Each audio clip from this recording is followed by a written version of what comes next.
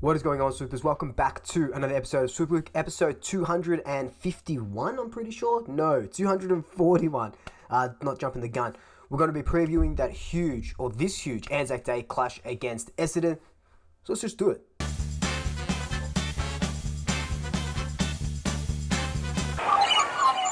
Before we just do it, follow me on all my social media accounts down below. Instagram, TikTok, and Twitter. Always posting. Gonna start posting more on TikTok as well. Just not as funny as I used to be. But if you are a new Swooper, welcome. Thank you so much for joining me. Be sure to hit that subscribe button, hit that notification bell. And if you are a returning Swooper, thank you so much for returning. There's about close to 1,700 of you, which is absolutely nuts. So anyway, I got a haircut, so that's why I'm not wearing a hat today, if that's what you're asking. But let's just jump into this preview. So the form going into this game for both teams is absolutely shocking, both on 1 win and 4 losses. Essendon have lost 2 in a row. Their most recent coming last week when they absolutely got smashed by the Brisbane Lions, 45-102. The week before they lost to Sydney by 3 points, and the week before that is their only win of the season, where they just trounced St Kilda 143-68. So you can see that Essendon are one of those teams where if they have an off day like last week against Brisbane, it's a super off day. But if they have a good day like the St Kilda game, they're really good. But then you look at their other games. Sydney, they only lost by 3 points, and then their first game they only lost by 1 point. So they could well and truly be 3-2 at the moment. But obviously they're not. And we're kind of in the same boat as well. So we've actually lost 3 games in a row. Our only win coming in round 2 against Carlton. So, look, I didn't even know we had lost. I know we were losing, but when I looked at this and they won 3 games in a row, it's like, it doesn't feel like that. And it's crazy. And we talked about last week against the Eagles where we got demolished, because we just couldn't keep up with 2 injuries and stuff like that. So I'm not really putting much onus onto last week's game because there was a lot of positives to come out of it, more so than the week before against GWS where that was a shambles of a game that we should have won. But look, our form going into this week, it's shocking. 3 losses in a row. You don't want to see that. We are favourites going into this game, but with 3 losses in a row, the guys have to come out and respond. I can't remember the last time we lost 4 games in a row. And especially being an ANZAC Day game, they're going to want to bring their absolute A game, and I think they will. So the last time we played the Bombers, you have to cast your minds back to the 3rd of July last year. So that was, in the peak of the hub. We lost to them by 15 points, 48-63. And if you remember this game, it was round 5. So this was the game that there was no ANZAC Day game, but this was kind of, I think we, wore some ANZAC Day jerseys. I know Essendon did for sure. But in this game, we were without Howe and stuff like that. And it was another case of we just left our run too late. Because if you look here, we kicked 3 goals in that first quarter and then 4 goals in the last and looked like we were pegging them back. But obviously, when you kick 3 goals in the first quarter, or goals in the first quarter, no goals in the second, and no goals in the third. So for 2 quarters, you're not kicking goals. You're not going to win a lot of games. And that was our problem last season, where we would go a lot of quarters where we would kick 0 goals or 1 goal. And you don't win a lot of games like that. So you can see why we finished where we did and why we petered out like we did at the end of the year, in that Geelong game. But this Essendon game, there was not really much to say. Stevenson kicked 3 goals. I think he kicked 3 goals in the first quarter, and then we didn't hear from him in the rest of the game. So, look, it's one of those games where, especially last year, you don't really look back on what happened because so much stuff has changed.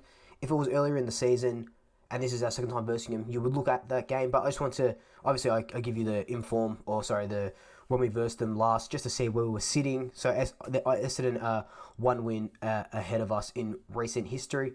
But it wasn't an ANZAC Day clash, and we've won the last 2 the actual ANZAC Days. So this game is going to be pretty much won and lost in the midfield. I know all games are pretty much won and lost in the midfield, but when you look at Essendon's stats for this year, they rank 16th in hitouts, and we rank 1st. So that's, we're getting our hands to the ball in the ruck first. It's about, what we do with it. But then Essendon also ranks 17th in clearances per game. So what that means is they're not winning the ball out of the ruck, and even if they do win the ball out of the ruck, they're not getting any clearances from it. And I know we aren't a very good clearance team from the ruck, but we're definitely not 17th or low like that. I think we did about 11th, 12th, or 13th, somewhere in that range. But we got Grundy. They don't have a real recognised ruckman. I know they're bringing in Andrew Phillips to kind of give Grundy a little bit of a headache. But if we can get that first ruck tap and that clearance, we'll go well into smashing these baby Bombers into oblivion. Because, look, 17 clearances isn't good. And that's not just clearances in the middle. That's stoppage clearances as well. They also rank 17th in marks and 14th in kicks per game. So they're not a real high possession team.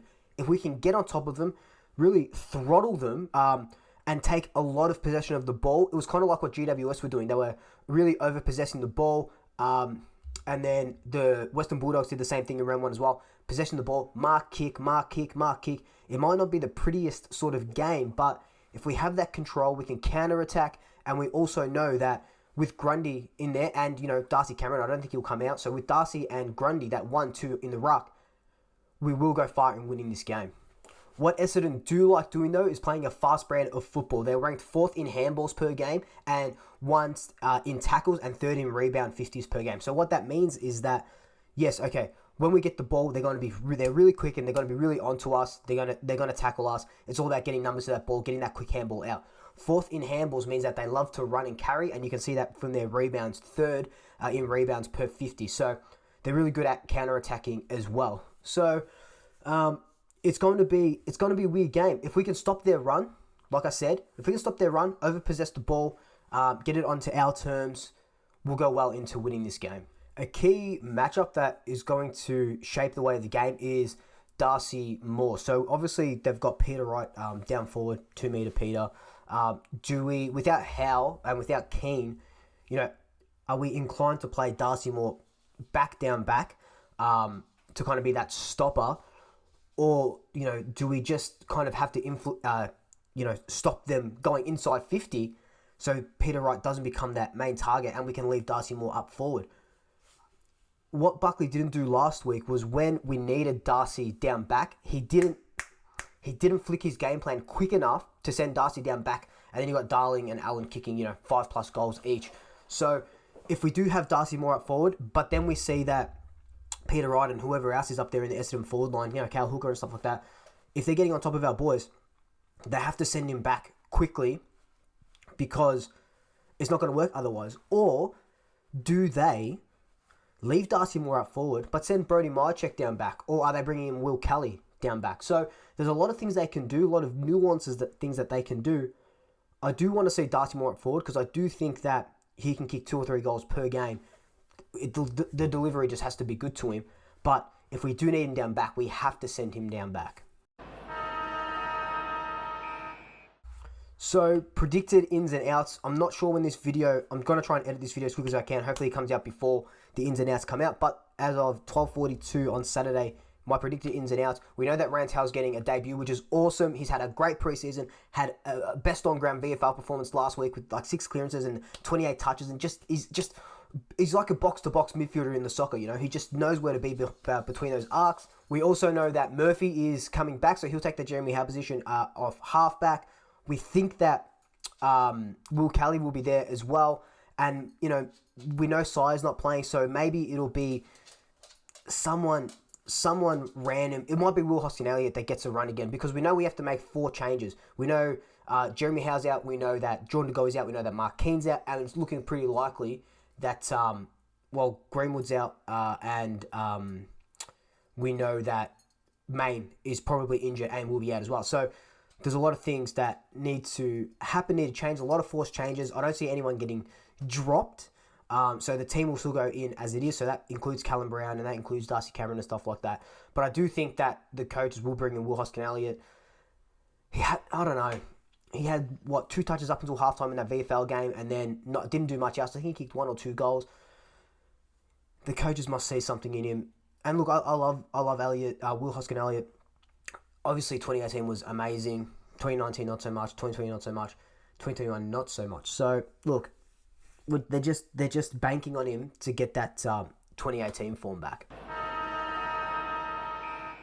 My big prediction and my big call. So I think the Pies are going to win by plus 30 points, and I think Darcy Moore will get the ANZAC Day medal, which will be absolutely amazing. Final thoughts. We really need to win this game. That's all it is. 3 losses in a row against the Baby Bombers. We're still a good side. We're still a really good side. We still got great personnel. We just have to fucking put our heads down and win this game. It might be a tough one. Like I said, we've got to control the ball a lot. We can't give Essendon that run. And just lower your eyes when you're going inside 50. Bo McCreary will have a day out. Finlay McRae as well is going to be amazing. It's going to be an interesting game. But until then, let me know your thoughts down below. Like, comment, subscribe. Tell your family, tell your friends, tell your pets. And until next time, double shackers. I'll swoop you later. Ooh la la.